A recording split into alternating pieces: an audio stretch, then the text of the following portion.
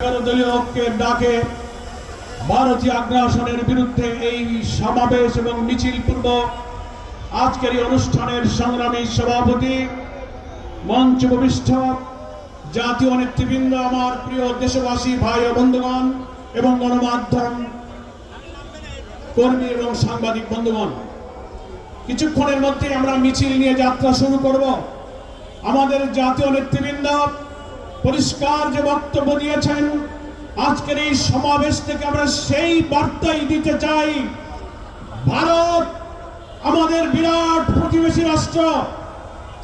আমাদের বাংলাদেশের চতুর্দিকে প্রায় 4000 কিলোমিটার বিস্তৃত সীমানা, প্রায় 32টি বাংলাদেশের জেলার সীমান্তে ভারত অবস্থিত।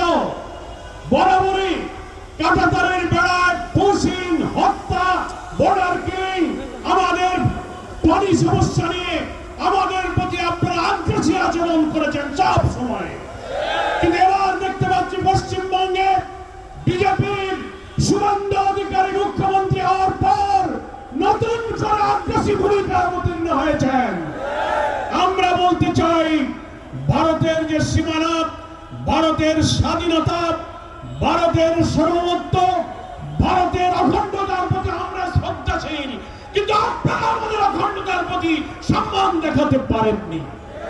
পশ্চিমবঙ্গের নির্বাচনের পর শুভেন্দু অধিকারী যখন মুখ্যমন্ত্রী হলেন, কি আশ্চর্য ব্যাপার, একটি দেশের মুখ্যমন্ত্রী হয়ে তিনি বললেন শেখ হাসিনা শাহজালাল বিমানবন্দরে অবতরণ করবে, উনি 2 মিনিটে বাংলাদেশ দখল করবেন।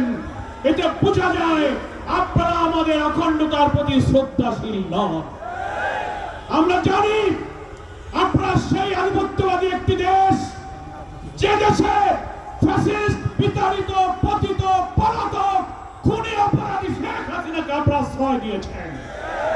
আপনারা ওসমান হাদির খুনি ফয়সালকে হাতে পেয়ে বাংলাদেশের কাছে হস্তান্তর করছেন না। প্রতিদিন আপনারা পুশিন করছেন। গত বছর প্রায় 2,500-এর মতো পুশিন হয়েছেন।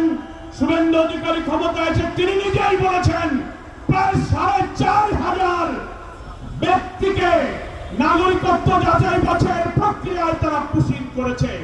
আমরা জানতে পেরেছি গোটা ভারতে প্রায় 90 লক্ষ মানুষকে নাগরিকত্ব যাচাই বাছাইয়ের অজুহাত তুলে তালিকাভুক্ত করে পুশিনের আওতায় আনা হয়েছে। সীমান্তে শেল্টার রেখে সেখানে তাদেরকে আটক রাখা হচ্ছে, নির্যাতিত করা হচ্ছে। আমরা পরিষ্কার বলতে চাই, আমাদের বীর বিজেপির সৈনিকেরা সীমান্তে সাহসিকতার পরিচয় দিচ্ছেন। সীমান্তবর্তী প্রায় 32টি জেলার বীর জনগণ এই পুশিনকে প্রতিরোধ করতে শুরু করেছেন।